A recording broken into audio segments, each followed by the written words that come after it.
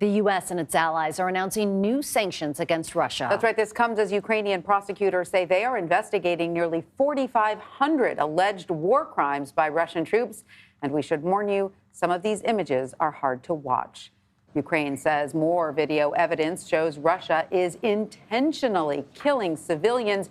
This video appears to show an ambulance being hit by shelling in the parking lot of a Mykolaiv hospital. And the BBC captured this footage from a suburb of Kyiv, where an entire apartment block was destroyed and hundreds of people are feared dead. Meanwhile, White House officials say those new sanctions are expected to send Russia, quote, further down the road of economic, financial, and technological isolation. CBS News' Natalie Brand has more. Police in Ukraine are examining the bodies in Bucha, documenting evidence of war crimes. In response to escalating brutality by Russian forces, the Biden administration is announcing new sanctions to ban all new investment in Russia and impose additional penalties on government officials and their family members. What we've seen in Bucha is not the random act of a rogue unit. It's a deliberate campaign to kill, to torture, to rape, to commit atrocities. And the Department of Justice announced it's indicting Russian oligarch Konstantin Malofev for violating previous sanctions. Mr. Malofev is alleged to have flagrantly and repeatedly violated the sanctions imposed on him while attempting to establish media companies across Europe, media companies that would help spread pro-Kremlin misinformation. The White House says it's providing an additional $100 million worth of Javelin missiles to help Ukraine defend itself. Ukrainian forces have used the Javelins effectively to target Russian tanks, but Russian missile attacks continue to leave entire neighborhoods devastated. The BBC captured this footage from a suburb of Kyiv where blocks of apartment buildings were destroyed and hundreds are feared dead. This man said, "How can you give an order to destroy a residential district? It's happening everywhere in Ukraine." And in the besieged city of Mariupol, the city council says Russian troops are using mobile crematoriums to dispose of remains. Natalie Brand, CBS News, the White House. CBS News foreign correspondent Debora Patta joins us now from Kyiv, Ukraine. Debora, we know you spoke with a Ukrainian soldier about the battle for Hostomel. What did he have to say about the significance of this battle? Yes, we spoke to Lieutenant Starsky, not his real name, it's a call sign, about the battle for Hostomel. Hostomel is the airport near Bucha, the suburb that everybody has become unfortunately very familiar with because of the gruesome images of civilians being shot there. It's the airport just near that, and there is a military base next to it, and our Lieutenant Starsky was there at the base on the day that the Russians invaded. And the Russians were targeting this base. They wanted to take it over, and had they done that, it would have changed this war completely. And he spoke to us about that. Take a listen to what he said. This war have looked like if Russian forces had managed to gain control of Hostomel? I think if Russian forces landed here, I think that if Russian forces were able to land here, I think that they would have a great advantage in terms of time because the defense of Kyiv wasn't prepared as much as it is today. So I think that they would have a chance to... So imagine there is Lieutenant Starsky. He's in his office next to the airport.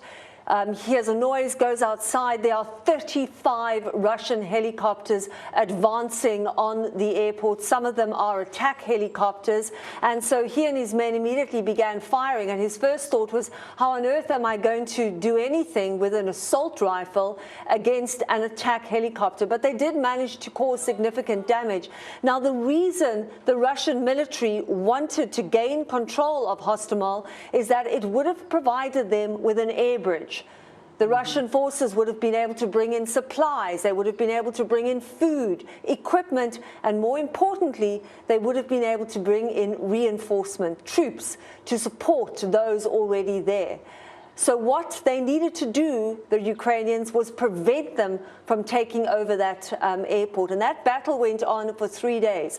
What they did was that they blew up the tarmac of the airport so that the Russian planes could not land. They obviously managed to get paratroopers onto the ground. And for a few days, the Russians did actually manage to capture the airport, and a fierce fight ensued. If you see the visuals, they're apocalyptic. That airport actually has the largest plane in the world built by Ukrainians, which was almost melted.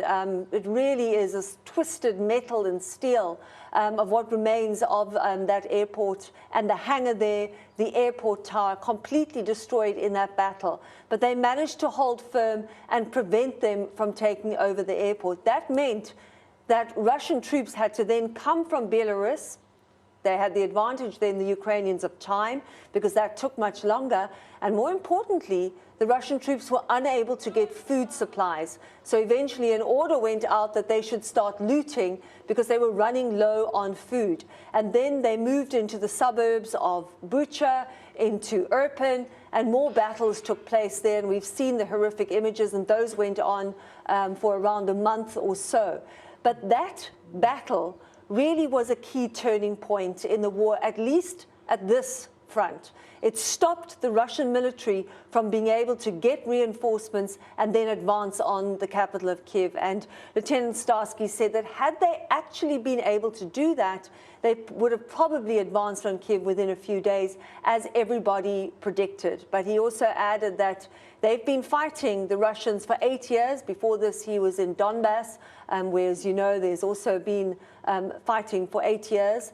And he was able to learn from that experience. He said that they've learned from the way the Russians fight, and they were able to adapt their tactics accordingly. Debora, what an amazing insight into such a key moment, into this invasion. And of course, then, as you elaborated, those Russian soldiers had to go farther afield to loot, to find food. They went into Bucha, as you mentioned, which is the scene of horrific atrocities that is horrifying the world. So based on your reporting, does it seem that what happened in Bucha was in part because of what happened at this airport? Like, in other words, they were so, the Russian troops were so beaten back that do you think that in any way contributed to the atrocities there? I think what it contributed to was the lack of resources. You know, when we visited Bucha, everywhere you went, you saw beer bottles and food. We've heard stories from people about how the Russians would come and demand food. They would demand alcohol. And you see evidence of that everywhere. They were running low on that. But they also put up a fierce fight. Make no mistake, there are trenches all over both Bucha and the airport where they set up defensive positions. But the fact that they weren't able to get reinforcements into Bucha meant that they were, on the back foot, as it were. And eventually, despite a very, very fierce fight, they were prevented from advancing into the capital of Kyiv. So I think in that way it played a role. It's difficult to understand the motives of people who commit war crimes. And, we went with Sergeant Starsky to one of the mass graves in Bucha. I don't even have the words. How do you describe a mass grave? It's absolutely horrific.